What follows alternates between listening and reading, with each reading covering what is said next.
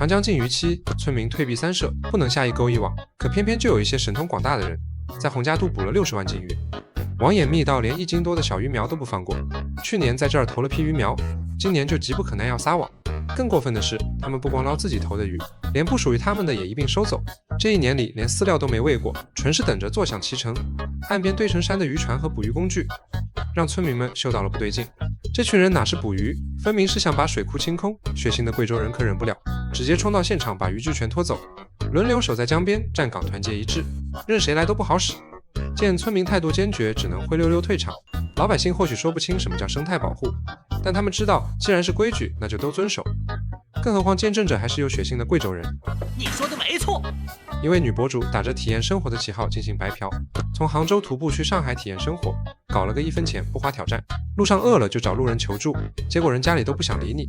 小美女你好，你好，我是徒步从杭州到上海的，然后这一路上边所有的这个吃跟住的问题都得自己解决，我能请您帮个忙吗？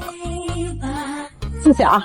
随后途经2地之间的乡镇饭店求免费吃饭，店家考虑到小本经营，当场拒绝了这一请求。你们那些有钱人还来体验生活，一顿饭钱都舍不得给。不是舍不得，是不让花，就是一堂体验课。我们是帮助那些有困难的，要不然的不是你们这种有钱的哈。老板娘三观很正，一听就是川渝口音，没有开口就讲国粹已经很不错了。想体验生活，那你完全可以和老板商量，干半天工作或者帮忙刷刷碗，换一顿饭吃，绝大部分老板都能接受，遇到好心的还能免费让你吃，而不是开口就理直气壮的索取。尊重他人劳动，才能获得真正的生活体验。气不过的女博主决定把视频挂到网上，让网友帮忙声讨没爱心的老板。没想到这届网友头脑竟然如此清醒，纷纷指责起女博主的行为。被冲爆了的她只能暂停徒步计划，账号也被网友冲成了私密。爽！一位卖蜂蜜小面包的老奶奶被无添加剂小作坊面包摊主霸凌。蜂蜜小面包的这个摊主跟我们讲，他的食材是荠米，我们的食材全部摆出来了，你看，给人家看他的食材是荠米。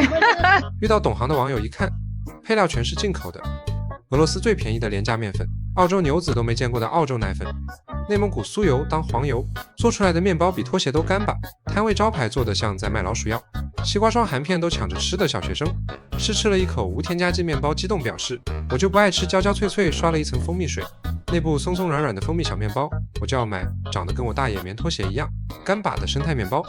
评论区的网友们也纷纷仙人指路，鼓励摊主不要放弃。可口可乐第1年只卖出了25瓶，每次想吃无添加剂面包都找不到摊贩，要是有个实体店就好了。看到摊主已经在找门店，瞬间放心。OK。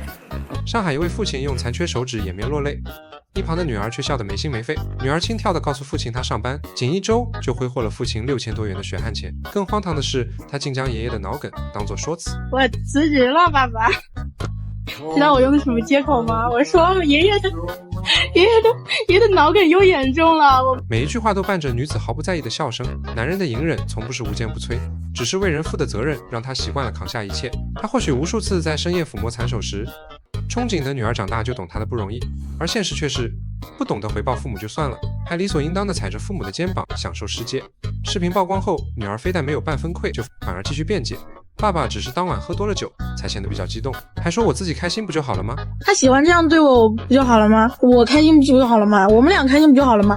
怎么你们不开心了？把全世界的善意提醒都当成多管闲事。后面爸爸为了安抚女儿遭到网暴，又给她转了好几千生活费。他看不见爸爸残缺的手指，也看不见爷爷脑梗的痛苦。带入爸爸的视角，或许父亲真的很难做吧。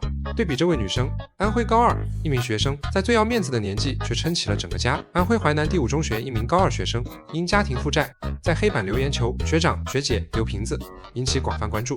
高中生在黑板上写道：各位学长学姐们，能不能将你们班的瓶子集中放在一个地方，我会来收。收瓶子的原因是帮妈妈挣药费，帮爸爸还账。目前每个班都为该生专门设立了存放容器，方便其集中收集废品。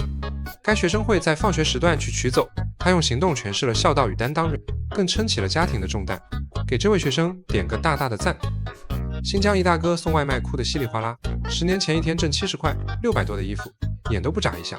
现在买一件几十的都要斟酌半天，日子怎么就被我过成这样了呢？生活真是太苦了，但我们依然要坚强的面对，加油！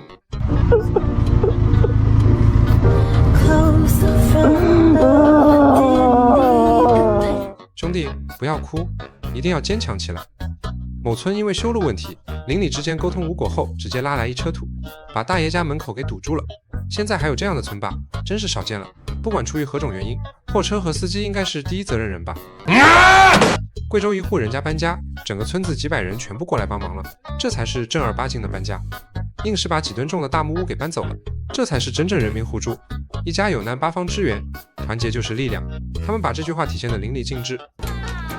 厉害！山东一火锅店店员误将燃料加入汤锅，导致11人住院。火锅店经理表示，店里不可能发生如此低级的问题，于是经理自己喝了5勺，结果经理也住院了。唉，经理确实是好经理，对得起这份工作。不过经理也是头铁，宁愿相信客人找事，也没有怀疑自己收下了的卧龙和凤雏。四川一对情侣商场内吵架，女子走到楼梯就往下跳，还好旁边大哥反应够快，拉住了轻生的女子。好说歹说，女子情绪稍微稳定了下来。结果还没过一会儿，女子又跑向楼梯处，一下子跳了出去。这次女子依然很幸运，大哥一把抓住可女子，最后众人成功把女子救下。感谢2位大哥的出手相救，成功挽救了2个家庭。福建厦门某中学运动会上，有学生穿着一身赛马娘服饰跑100米预赛，不仅拿了第1，赛后还喜提校方违反体育精神的通报批评，连带着自己班级和加油的班级都被拉下水。咱就是说，但凡了解一点赛马娘，也知道这动漫本身就是不硬核体育番，里面讲的不屈友情跟伤病硬刚的付出，哪样不是体育精神的硬核体现？真正的体育精神应该关注的是公平竞争和卓越表现，而不是服装的款式。多元包容才是教育应有的样子。120就能买到的菲丝，商家谎称1200的羽绒服，事后还报警找警察，倒打一耙，这简直比饭来钱还要快。安徽一博主在亳州4小姐店里花1200元购买了一件羽绒服，店员说是90白鸭绒，可博主剪开一看，填充物竟然全部都是菲丝。幸好博主有全程录像，于是转头回去质问店员，没曾想却得到了这样一句回复：这是不是去年剩的一件吧？那跟我有啥关系，对吧？我1200买的，你不能给我菲丝。见状，博主便让老板出来当面沟通，但店员称老板出差了，于是博主转身离开店，又拆开了另一件500克充容量的羽绒服，依旧不出所料，这件也是菲丝。而此时店里的员工追了过来，上来就反咬一口，指责博主敲诈勒索，还拿起手机录像，保留自己售假的证据，最后还到反天罡打电话叫来了警察。不过这种纠纷属于市场监管部门，警察只能从中见证，帮助双方固定证据。视频发酵后，有在这家店买到羽绒服的顾客赶紧拆开自己的羽绒服，这一看直接天塌了，只是一朵羽绒就没有，全是丝。到了晚上，商家开启直播，其中一个店员不仅不道歉，甚至还沾沾自喜，称这件事一点也不会影响他们的生意，还会带来流量。欢迎小黑粉哈！你不是欺负老实人吗？沙特2名中国工程师在洪水中被困车内，危急时刻，沙特小伙冲进激流救人，可能是着急，双方语速都比较快，虽然听不懂对方说什么，但目的是救人。小伙救出第2个人后，小伙还反复确认车里是不是没人了，善良也很细心。沙特兄弟有钱还有情谊。